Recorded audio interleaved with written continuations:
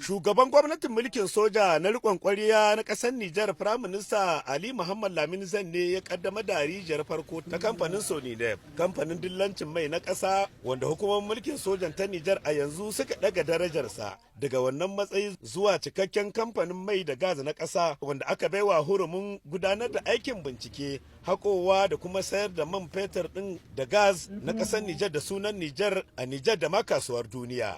Tunuwa dai gwamnatin ta Nijar ta mallakawa wannan kamfani na Sonidep da waɗansu filaye da gonakin mai a yankin Agadem na jihar Difa da kuma a yankin Bilma na jihar Agadas inda tuni aka soma aikin gina rijiyoyin man. Yoyin yanzu dai ana sun kai zuwa 40 da wani abu, amma waɗancan da suka yi su ga dakin ba mu yarda da aikin da sun kai ba. Yanzu ne muka san mu ƙara bance kuwa saboda mun san da akwai ita da yawa gari da kusa gare ni akwai mai gare ta. Insha Allah in an fara aiki za a da ƙididdiga a san ko abin ga ganga nawa akwai ciki. Ɗan ruwan jama'ar yankin na Bilma maza da mata ne tsafi da matasa suka halarci bikin kaddamar da rijiyar farko ta kamfanin man na ƙasa na Sonidep a ƙauyen Haddara, kuma sun bayyana fatan su a game da abin da suke jira bayan da aka soma aikin wannan arziki a yankin nasu. Muna kuka ga gwamnati, matasa ba su da aiki. Matasa ba su da aiki,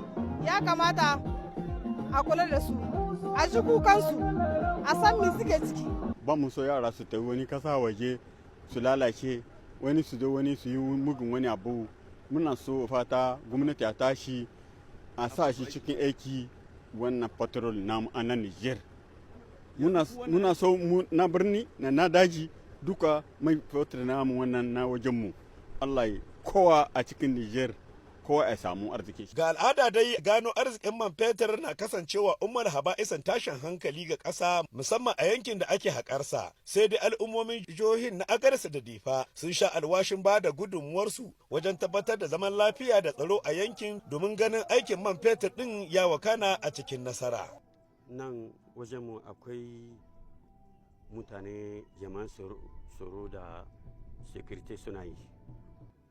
Don mu contribution namu sai dai a yi tise alaga da su, mu ba su amana su ba mu amana. Kuma dai manyan 'yan kasuwar Nijar sun bayyana fatan taka muhimmiyar rawa a cikin tafiyar da aikin haƙar man fetur na kamfanin na Sonidep a ƙasar Nijar. Ba Sonidep bane yau aka ba aiki kawai, yadda dai aka bada shi kuma yadda dama albishir shugaban kasa ya bada umarni wannan aiki na alli an ba Sonidep ne an ba duk kamfanonin Nijar wanda za su iya aiki bisa wannan dama shine babban arzikin da muke jira, kuma babu wani irin babban goyon baya da za a kawo ma 'yan kasuwa ko kamfanonin Nijar irin wannan. A jimilce dai rijiyoyin mai kimanin 60 ne aka kai ga ginawa a filayen man fetur ɗin mallakar kamfanin na Sonidep, inda aka tabbatar da samun mai a rijiyoyi 43 ya zuwa yanzu.